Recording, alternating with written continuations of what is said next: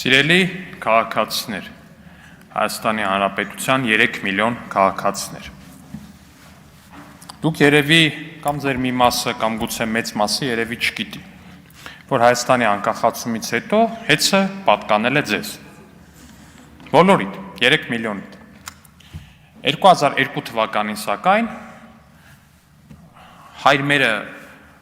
շատ վատ իմացող կամ ավելի ճիշտ չիմացող, բայց այսօր եկեղեցի պաշտպան դառած Ռոբերտ Քոչյանը որոշել է հեծը վաճառի։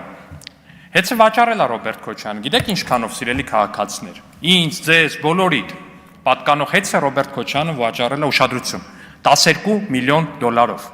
Գիտեք ինչքան է 12 միլիոն դոլարը։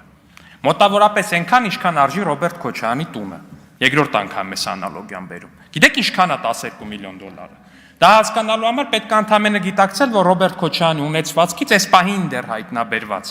այս պահին ընդամենը այն ինչը երևում է, պահանջվում է բռնագանձել 200 միլիոն դոլար, բայց հեծը վաճառել են 12 միլիոն դոլարով։ Հիմա այս մարդիկ եկել են ասում են խլում եք, դու ձեզնից լավ խլիչ։ Ժողովրդից խլել եք 12 միլիոնով չգիտեմ ում եք տվել։ Հետո թե բա Սամվել Կարապետյանի կոչից հետո էր։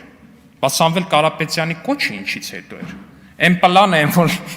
Մամիջանյանն ուր ասում է Սիվիկում է գրվել, Վահագն Ալեքսյանն է գրել։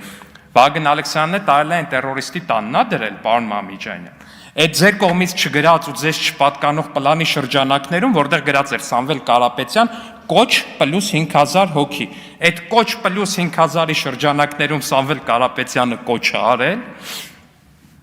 Ու հետո էլ ասում են այդ կոչը դարձավ պատճառ։ Այդ ձևերն էլ իդեպ, այդ պլանում շատ, մյուս պլանում էին արդեն շատ լավ շարադրված, հոսանքի լարերը կտրել,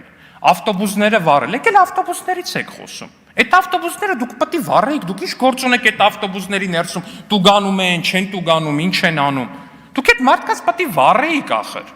եկել է տուգանքի մատերիալ եք սարքում, մարդկանց խորովածացու էին սարքում ասենք, եկել է ասում է բան էիք սարքում, մարդկանց տուգանքի մատերիալ։ Իդեպ մի հետաքրքիր փաստ, սիրելի քաղաքացիներ, ըստ պարոն Մամիջանյանի իշխանությանը,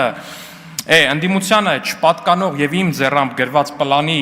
հակաճգնաժամային գլխի 3-րդ ենթակետի շրջանակներում, որտեղ գրված է. ինչ անել, եթե ձերբակալվի առանցքային դերակատարներից մեկը, կետ համար 1, միանգամից վերաուղղել ակտիվ ուժերը դեպի եվրոպական եւ ռուսական խորհրդարաններ։ Այսօր Իշխան Սաղաթելյանը գնացել է Բրյուսել հանդիպումներ ունենալու եվրոպական խորհրդարաններում։ Ձեզ չպատկանող պլանի հակաճգնաժամային գլխի 3-րդ ենթակետի շրջանակներում։